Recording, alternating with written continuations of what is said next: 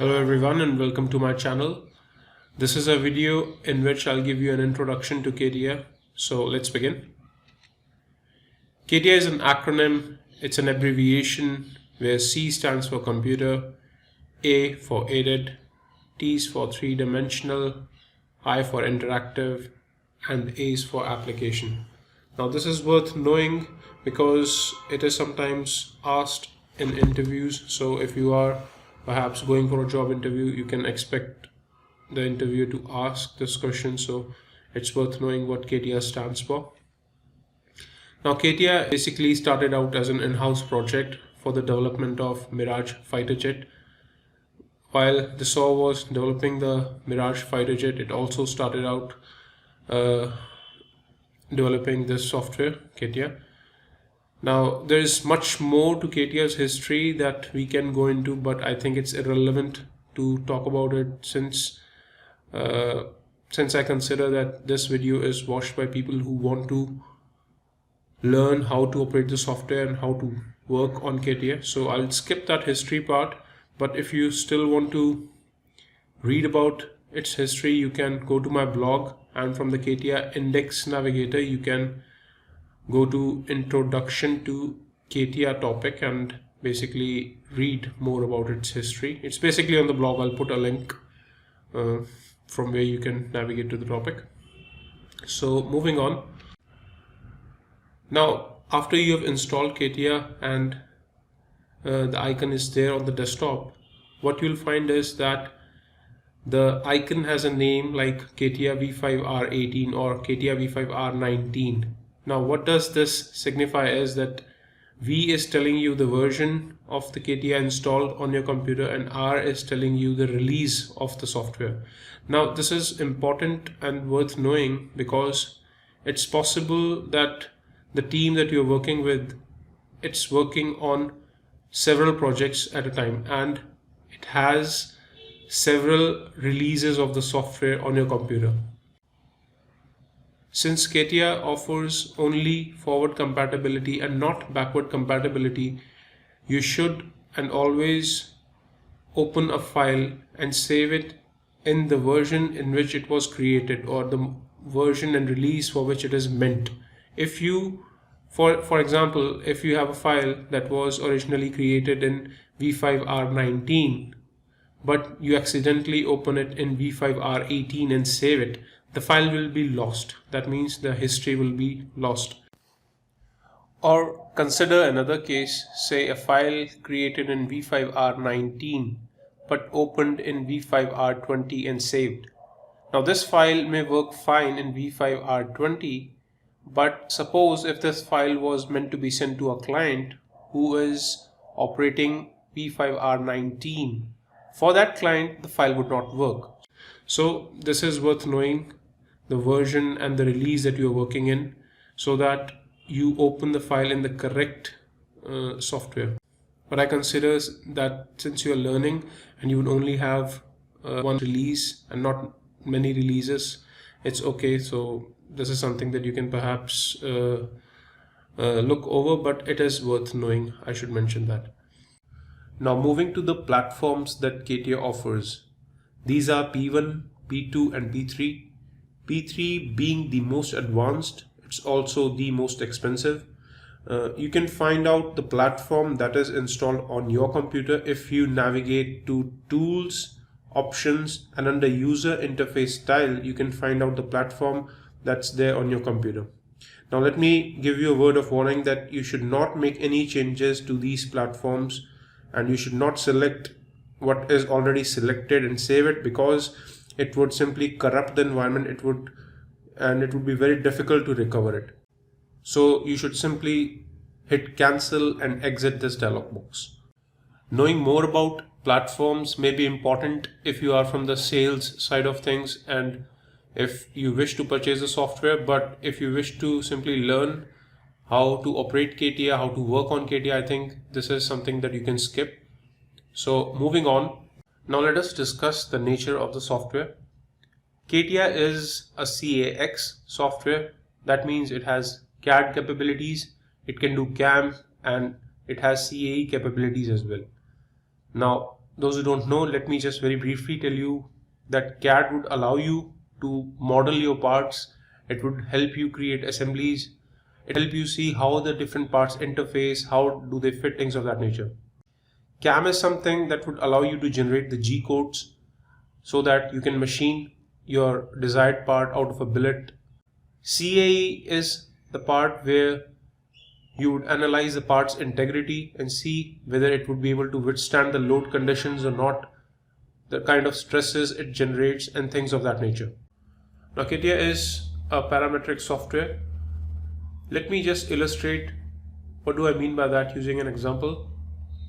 What you see on your screen is Catia's interface. For the time being, don't worry about what I'm doing or how I'm doing it.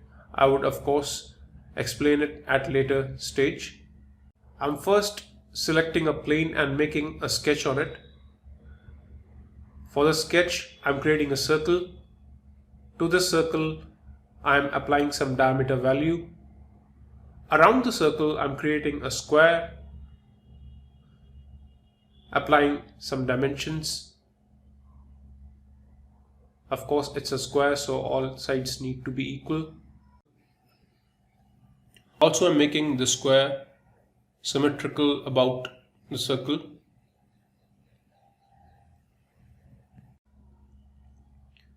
After this, I'm exiting the sketch and using a command called pad to extrude this sketch and converting into a solid. Now this is my basic part that I've made. Now since I've applied certain dimensions, which you can call parameters, due to this I can modify the part. As you can see on your screen, I can modify the circle's diameter value, I can modify the square's dimension, and when I change that, my part's structure would also change. So this illustrates that I can modify the parameters of my part at any point, at any stage of the design. The parameters can be changed easily and the part can be modified easily. This is the very basic nature of the software. This is the very basic parametric nature of the software. This is what I mean when I say that Catia is a parametric software, that you, with the help of parameters, you can change the part's geometry at any point. Now Catia is also a feature-based software. What do I mean by that is, in the last part that we made, you are aware that we first created a sketch on a plane, and using that sketch I created a solid using the command called pad.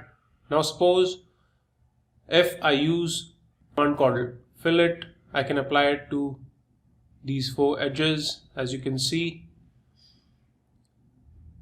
on one of the face I can create another sketch and create a cylinder.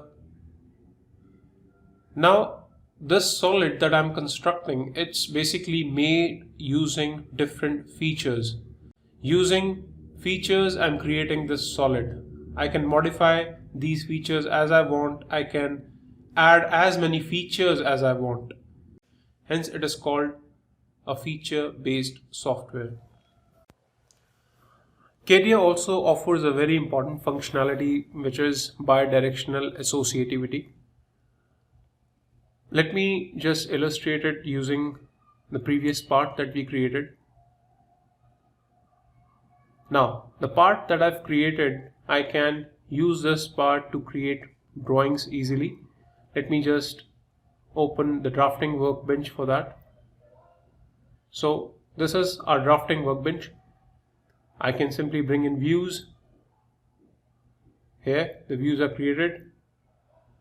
Using the parameters that I applied in the sketch of my part, I can also create the dimensions. Let me just do that as well. So here you can see I've created the dimensions as well for my views using the parameters that were there in the sketch. Now, due to the bidirectional associativity functionality, whatever changes that I make in my part, those will be automatically reflected in my drawing. As you can see, I'm modifying the part, and when I update the drawing, my drawing automatically gets modified based on my part's structure. Likewise, the dimensions that I have here on my drawing, I can use them to modify my part.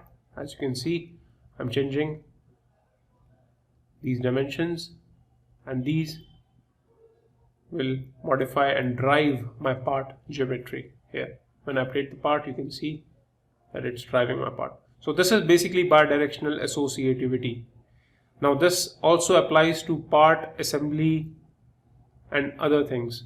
Suppose if I have a part and it's used in an assembly, when I modify the part, it would automatically be modified in the assembly as well.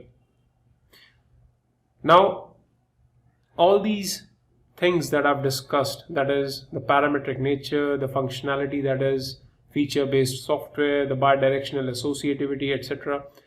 All of this applies to other softwares in this sphere as well, like Inventor, SolidWorks, NX, Fusion 360, etc.